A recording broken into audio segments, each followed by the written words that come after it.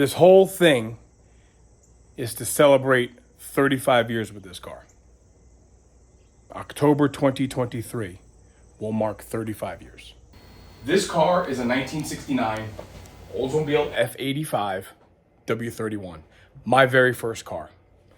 And it starts at the ripe old age of 15 years old for me, 0 years old for this guy. He was born in 88. I bought this car in 1988. We are dating myself right now. Turned 15 September 7th of 88 and purchased that car October 7th of 88.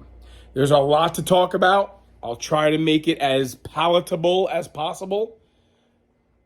But here we go.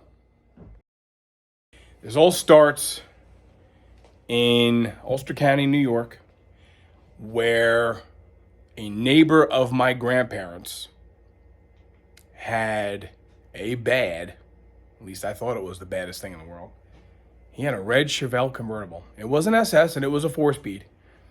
I'm not a red guy and I'm not a convertible guy, but this car was wicked. And I used to love watching this maniac power shift it, tear this car to pieces. That started my passion for you guessed it, a Chevelle.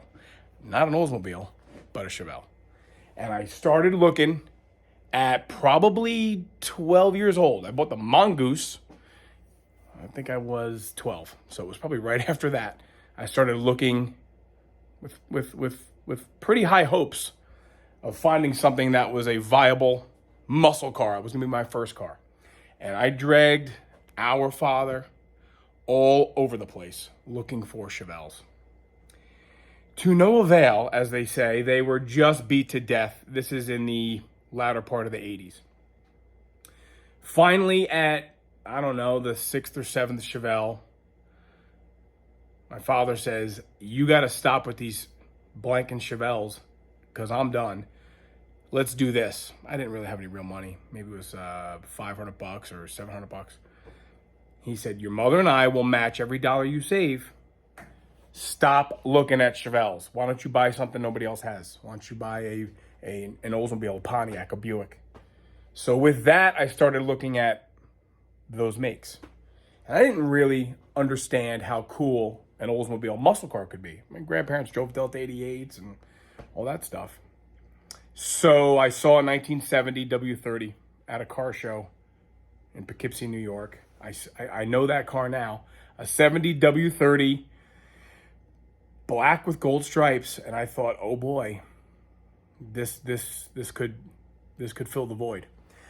In a local newspaper in 1988, of which I have the newspaper ad that I bought it from, I see this advertised as a Cutlass because Rich, who I bought the car from, admits who would know what an F85 was in 1988. I find this car advertised. F85 Cutlass W31, 350, 325 horse, 4-speed. So I thought, hey, an SS 396 L35 base motor was 325 horse. This might be worth a look. And the rest, as they say, is history. It starts in October of 88, guys. Literally. What made me hang on to this car the whole time, it's not completely clear. I am that person, though. As we've seen in other videos, I have a lot of my first stuff. And this is no different. So I get to say I'm one of those lucky guys that has their first car. And it is its claim to fame. And I love telling people, yeah, that's my first car. So let's talk about what this car is. A lot of people have asked over the course of the last 60, 70 videos. What is this car? So here it is. 1969 F85 W31. So it's got the big balancer. Number 5 heads, like we've discussed, guys. Number 5 heads are correct for 68s and 9s. That is not W31 specific. What makes them specific is the valves and the springs. Cast iron intake, W31, 68 and 9. Aluminum went on W31s in 1970, the final year. We do have the washer bottle on the passenger side with the washer fluid tube going all the way around the firewall over the heater box. No power brakes. Not available in any W31, period. This particular car has the power steering delete option. They call them muscle cars for a reason. I guess you can't be a wimp driving these things. It does have Hooker Super Comps. These Hooker headers, I have the receipt. When Rich bought these headers, I think it's 75 or 77. We'll show that receipt. It's in the file. The file is pretty extensive. This is a non-restore car, albeit a repaint. It is a repaint without door jams. These door jams and underside of the trunk, that is original paint, guys. That is an original tire pressure sticker. The carpeting is incorrect. It's a rubber mat car. Steering wheel's correct. The seats are incorrect. They're Cutlass seats. At the time, F85 upholstery was just not available. So this stuff got done probably in the very early 2000s. Let me show the cal tag. Everybody loves talking about cal tags. See if I can get the phone in here without scratching things. We did this on Joe's car and Alyssa's car. So here we are. ST69, 1969, 33277 is an F85 post car. Lansing, LAN. That's all you can have on a W car, guys. That's it. Whether it's a 30, 31, 32, or a Hurst, or a Rally. They're all Lansing. 266479 is the body number. Oftentimes you'll hear it referred to as an insignificant number because it does not match the VIN unless you have a broadcast card. No build sheets for Lansing built cars, certainly not in 69. Trim, 900, that is black vinyl bench. 75 for paint, Aztec gold, upper and lower, no vinyl top. 01D, 4th week of January of 69. And B90. B90 is the stainless brightwork around the post. A lot of posts you'll see are just body color there. But B90 is in fact an option. So if you go looking in your back seat and looking in your package tray, Joe's going to try to zoom in on that. I have the original. We may not waste much time on that now. On the broadcast card, the body number is listed. And that broadcast card, if you're lucky enough to find it, will show some of the features. You won't see W30 or 31 or 32 on a broadcast card in 68 or 9 because really the broadcast card was done via Body by Fisher. So, let's see here. Does not have a Rochester 255 carburetor. Never had it. It's got a mechanical secondary spread bore Holley replacement. It's been on there since the 70s. It runs good. It's a snappy sucker, so we've been leaving that Holley on there forever. The headers, like I said, have been on there forever. 2.5-inch Flowmaster American Thunder Series H-pipe, mandrel bent, tailpipes out the back. Nothing straight. It does have turn downs. I do like it. Nobody else does. The incorrect W27 cover could be a dealer installed option. Obviously, the W27 rear not available until 70. That would have been the rear end, actually center section of the housing, along with a cover. But you could get just the cover. What else can I tell you about this car? Aftermarket tack, M20, 391s. Let's see here. The M20 391 combination, good friend of mine, Steve, with the black GTO, he introduced me to that setup years and years ago. This car originally was a 342 car, and it did have an M21 in it when we bought it, and it just didn't get it like we like it to. So that 391 combination with an M20 really wakes it up on the street. This is original trunk paint under here. These stickers I did replace probably sometime in the 90s. Something else, this is never been a rusted car. I did re-spatter paint the trunk, but this is all original sheet metal work. These trunk bolts have never been off. It's just the way it is. This is the way it was made. We do have some body damage, of which we have become a little bit proud of, because pertains to the original owner's story. So let's take a break here, and I'll get into some of the actual history of this car prior to me. Let's go back a little bit to when I actually did buy this car and I saw it in the newspaper. I kind of glanced over the real significance of our father saying, that he would match every dollar I saved. It was an incentive to save some real money. Not this $500, $800 crap.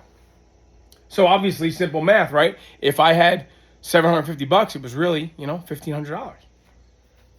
So what happened is I had saved $1,500 by the spring of '88. Certainly by the summer of '88, I had saved $1,500. Working at the local bicycle shop, as soon as I got my working papers, bike shop is still in business in town. And it got me into a totally different world of cars. This car, the asking price was $3,500 in 1988. So Rich, who I am great friends with, he is the third owner. At the time, we thought second owner. Great story we'll possibly get into, because I have tracked down the prior owners, of which there are only 3. Okay, so we see the car. It's a $3,500 car. And Rich is willing to come down to $3,300. So I have 15. Simple math is I have a $3,000 budget. So my father says, well, if we buy this car, I have to loan you $300. Now, he didn't have to. But remember, it was his advice to buy something that was non-Chevelle, right? This money was not to be used towards a Chevelle because they were literally everywhere. At least it seemed. So $3,500 down to $3,300. My father was, congratulations, you got your first car. And congratulations, you got your first car loan. He had to loan me $300 to buy this car because I didn't have 50% of $3,300. And the deal was, don't buy a bottle of chrome polish or a bottle of glass cleaner until you pay back that $300. And that's what I did. So we were partners, basically, in this car. Fast forward to me getting the car running later that fall. Getting it running, I put spark plugs in it and tuned it up. And my father says, here's the deal. It's a cool car. He had come back from driving it down the street and blowing the tires off it. And it was fun. Fun to listen to. And he said, man, this is a cool car. You can keep this car forever. But you're not driving this car in high school. And this is non-negotiable. You're not to fight me on this deal. Or otherwise, it's out of here. So, obviously, our father's not here anymore. So, anyone who knew him can attest to the fact, just a person you really didn't argue with. So, he said, no high school driving, and that was it. No high school driving. Enter a 78 Nova. That was a green 2-door Nova that to me was clearly an orange Charger with 01 on the doors. And I'm not kidding you. I had no business driving this car when I was 16. True fact. So let's get into some of the paperwork here that I have for this car. And this is kind of like the Shrine Day W31. This one anyway. I always have an interest in the behind the scenes of things and how people learn what they learn about their car and about its history. And I don't know that most people share that. But this next segment here is going to be for those who do, because this is going to be pretty in-depth with regards to the actual history of this car, which has made it much more personal to me because I've done all this research, I've compiled all this information, and I've spoken with the 3 prior owners, oftentimes at length. And I'm very proud that I have done this work, because the sad part is we've begun to lose some of the original owners, the prior owners. Here we are at the wall that I've assembled over the years, all this significant automobilia, as it were. Some of it is really pretty cool. All of it's really pretty cool. Starting with the license plates. Now, I don't have every single plate that's ever been on this car, but I do know every single plate that's been on this car. And I'll show you how we know that. That orange 23-12309, the second plate down, that was the plate that was on the car when I actually went to see it for sale. And we had returned that plate to Rich after buying the car. When he came to see the car in 2018, when this car was supposed to go to McCacken, he brought those plates. Oh, wow. Oh, wow.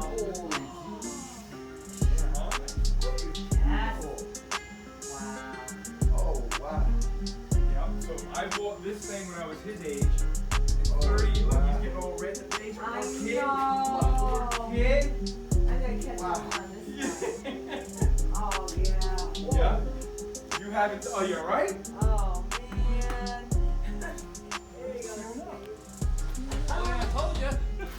10833. He brought that plate and the 12309 to me so that I could have the actual oldest real plates that exist that was on the car. The original owner, who I did track down, this car was originally bought in Tallahassee. Built in Lansing, sold brand new at Courtesy Oldsmobile in Tallahassee, Florida, for the whopping sum of, you guessed it, $3,300. April 1st of 69. So I have tracked down the original owner. I've tracked down, obviously, Rich. And we had done some really cool research here about what turns out to be officially the second owner.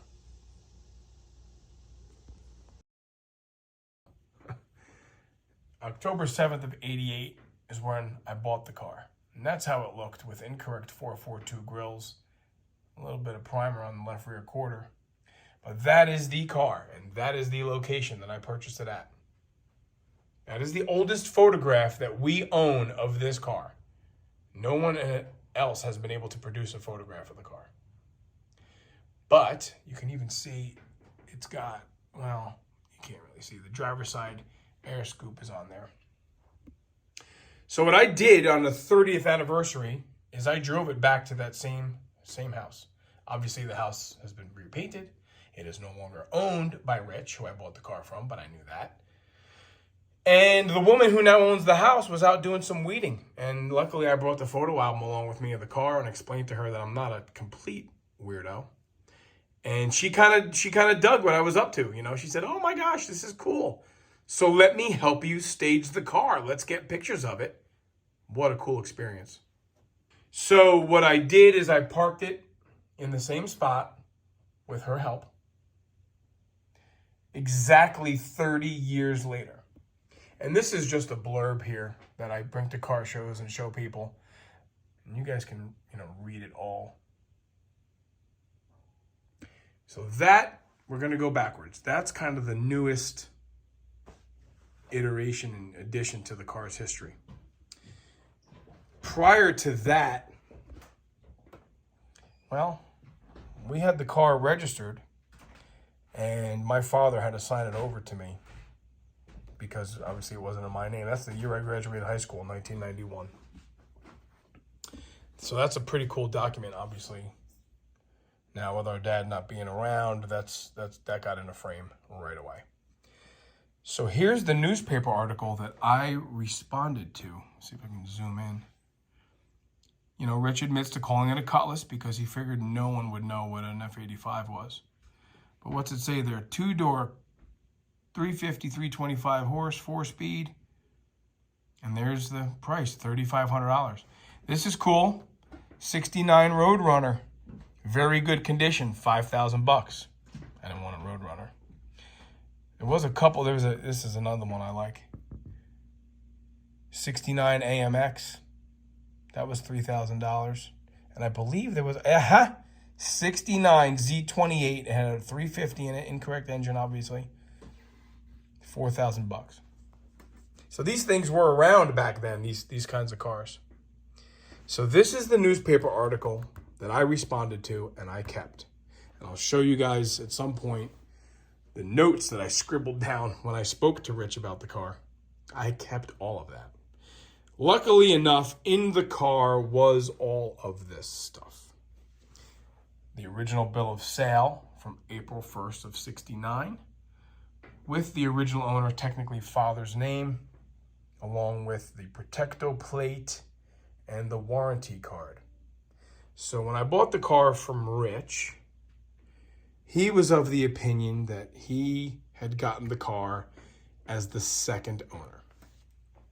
Now let's take note here. Tallahassee, Florida. Rich bought the car at a used car lot, from a used car lot across the street from his high school in Panama City. Tallahassee and Panama City are not right down the road from each other. So Rich had all of this paperwork, some registration and inspection receipts, registration stubs, the receipt for the tachometer that he bought in 1975. He did some relatively competitive drag racing with the car. Again, listing it as a 69 Olds W31. Okay, all that stuff is cool, right? And I always said, well, Rich claims he bought the car in 71. The original owner, whom I've spoken with, he is adamant that he only had the car for a year. 69 to 70, traded it in on a Ford van so he could go surfing. Wasn't really very fond of this car, the original owner. And I had called this gentleman, Robert, the original owner's dad. Turned out later I learned that. He didn't recall the car at all. He was getting old and his memory was fading. And then the son Jeff called me and said, hey, were you on the phone with my dad about an old car I had?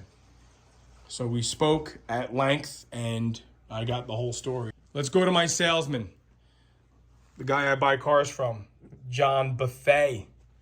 Let's go to him. He's got a cool inventory.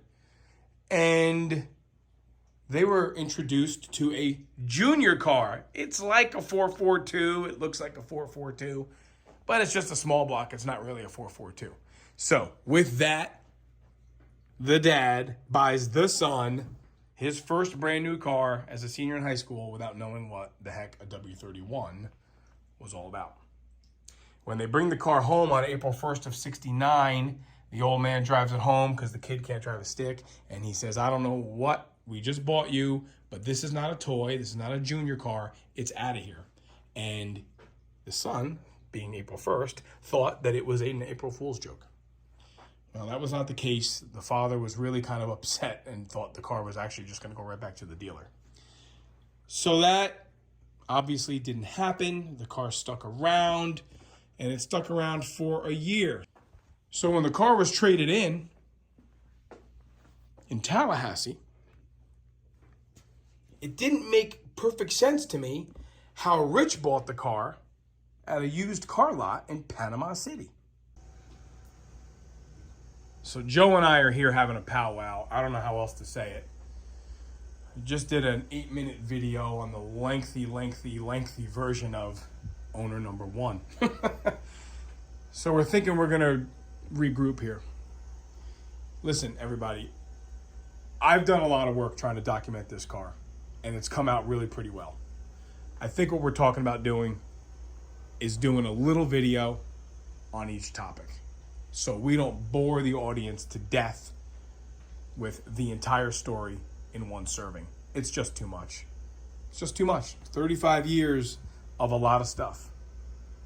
35 years worth of original owner, second owner, third owner, and then my family and I since 1988. I have a binder here full of stuff. I have letters written, signed by every owner, attesting to what they told me. Protecto plate. I have the original versions of these receipts. Oh, look, here's the receipt for the headers. You know what I mean? I have stuff and stuff and stuff. So let's chew on this a bit. Joe and I are gonna regroup. You've gotten the lowdown on the OG. Everybody knows what it's all about.